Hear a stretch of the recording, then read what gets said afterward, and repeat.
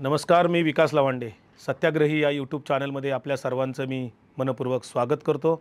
आज 3 जून 2024 आज आपल्याशी मी संवाद करायला आलो. याचं कारण असं, 2 दिवस एक्झिट पोलचे अंदाज जे काही येत आहेत, जणू काही निवडणुकीचा निकालच दिल्यासारख्या चर्चा गेल्या 2 दिवस सुरू आहेत देशभर आणि राज्यभर. आणि त्या एक्झिट पोलच्या निमित्ताने संभ्रम निर्माण करण्याचा एक प्रकारही त्याच्यामध्ये आहे. दुसरी गोष्ट, त्याच काळामध्ये वेगवेगळ्या चॅनलने जे काही सर्वे दाखवले, एक्झिट पोल दाखवले, याचा मात्र आधार काय आहे, त्याचं शास्त्रीय आधार न सांगता, किती सॅम्पल घेतला हे काही न सांगता आपल्यापुढं एक आकडे फेकले जात आहेत. आणि भारतीय जनता पार्टीचे प्रवक्ते आणि त्यांचे पदाधिकारी, त्यांचे नेते अब की बार 400 पार त्याच थाटात बोलत आहेत. मला कळत नाही की माझ्या मतदारसंघामध्ये मी जिथे प्रचार करत होतो, पुणे जिल्ह्यामध्ये मी प्रचार करत होतो, वेगवेगळ्या मतदारसंघातला मी आढावा घेतला, पाहत होतो, फिरत होतो, प्रचाराच्या काळामध्ये मी सक्रिय राहिलेला कार्यकर्ता.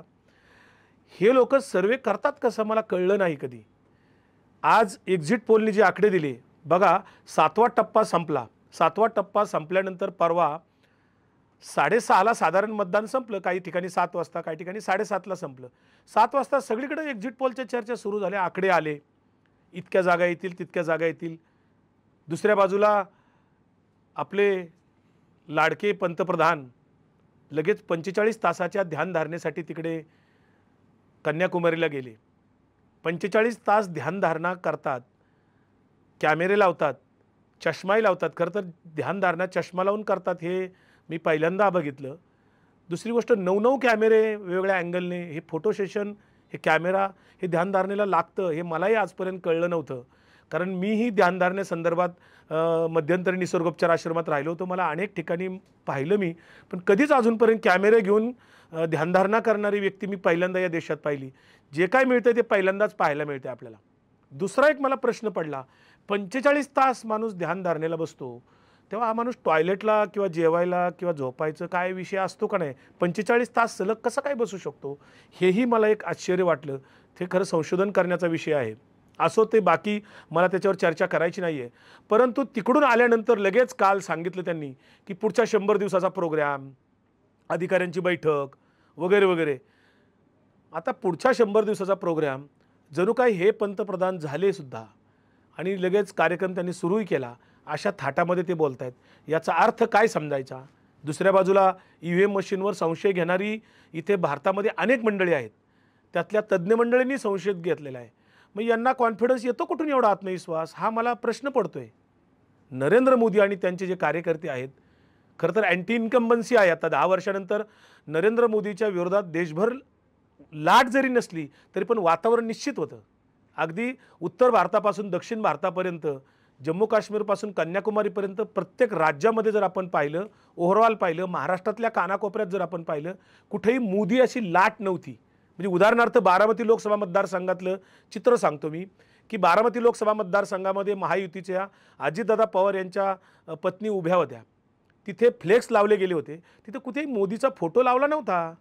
नरेंद्र मोदीचा फोटो न लावता ते मतं मागवतात. याचा अर्थ काय होतो? नाशिकमध्ये सुद्धा काही मतदारांनी कांद्याच्या माळा गळ्यात घालून मतदानाला गेले होते, काही लोकांनी सिलेंडर नेले होते. अशा वेगवेगळ्या प्रकारे लोकांनी निषेध नोंदवलेला आहे या निमित्ताने.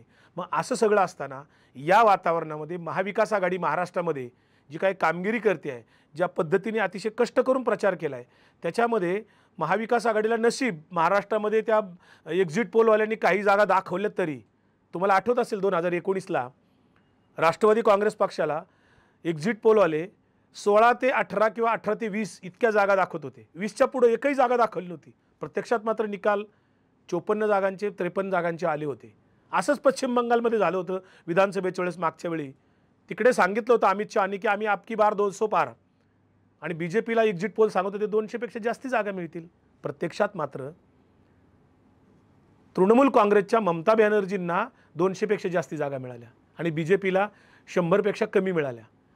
त्यामुळे एक्झिट पोल, आता तामिळनाडूचंच उदाहरण घ्या आत्ताचं, कालच्या एक्झिट पोलमध्ये तामिळनाडूमध्ये काँग्रेस पक्षाने 9 जागा तिथे उभ्या केलेल्या आहेत. 9 जागेवर काँग्रेस पक्षाचे उमेदवार आहेत आणि एक्झिट पोल सांगतायत की 13 ठिकाणी काँग्रेसला जागा मिळतील. आता याच्यासारखं दुसरं दुर्दैव काय असू शकतं? सॅम्पल किती घेतला असा प्रश्न मी काही विचारतोय, पण सॅम्पलबद्दल ते बोलत नाहीत. कोणाला तरी फोन करून विचारलेत, कोणाला तरी असंच विचारले आणि त्याच्यातनं सांगतात. म्हणजे एका लोकसभेच्या मतदारसंघामध्ये जवळपास 23 ते 24 लाख मतदार आहेत. 23 ते 24 लाख मतदार असणाऱ्या मतदारसंघातनं किती सॅम्पल घ्यायला पाहिजे? किमान एक 5,000 लोकांना तरी विचारावं. तेवढं पण विचारायला नाही. महाराष्ट्रामध्ये काहीच एक्झिट पोलवाल्यांनी 90,000, कोणी 94,000, कोणी 1,00,000 लोकांच्याकडनं सर्वे घेतले असं ते म्हणतात.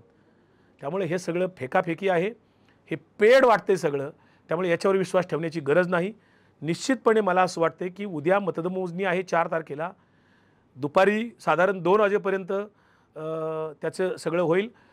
काहीतरी 14 ते 16 फेऱ्या मतमोजणीच्या असणार आहेत. 14 ते 16 फेरणीमध्ये आपल्याला लक्षात येईल की निम्म्या फेऱ्या झाल्यानंतर चित्र स्पष्ट व्हायला खरं तर सुरुवात होईल. म्हणजे 10 किमान फेऱ्या व्हायला पाहिजेत.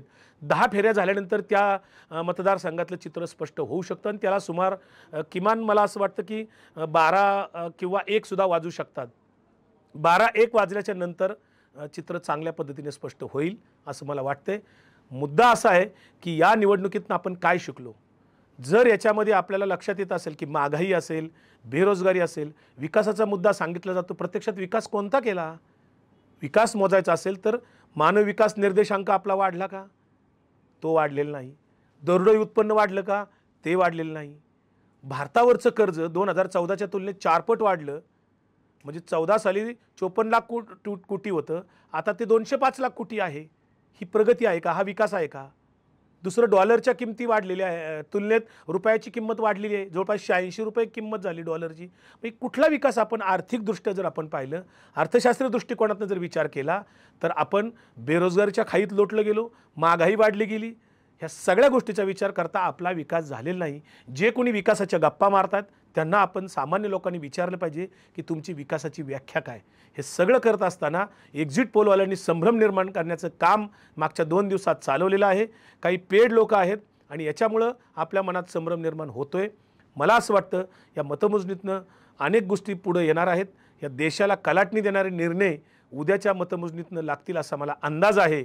दुसरी गोष्ट, याच्यामध्ये इंडिया आघाडीच्या संदर्भात जे काय परवा बैठक झाली दिल्लीमध्ये, त्याच्यात सुद्धा इंडिया आघाडीच्या सगळ्या राज्यातनं जो काय आढावा घेतला त्याच्यामध्ये 290 ते 295 इतक्या जागा मिळतील असा एक अंदाज इंडिया आघाडीने सुद्धा व्यक्त केलेला आहे. तो मात्र मीडिया दुर्लक्षित करते. परंतु तो आकडा हा बहुमताकडं आहे, सरकार बनण्याचा आकडा आहे. आणि म्हणून नरेंद्र मोदींची मागच्या म्हणजे पहिल्या 2 टप्प्यातलं मतदान झाल्यानंतरच नरेंद्र मोदींची भाषणं बदलली, भाषा बदलली होती. ते अस्वस्थ आहेत आणि अस्वस्थ झाल्यामुळेच कदाचित ते ध्यानधारणेला गेले असावेत कॅमेरे वगैरे घेऊन.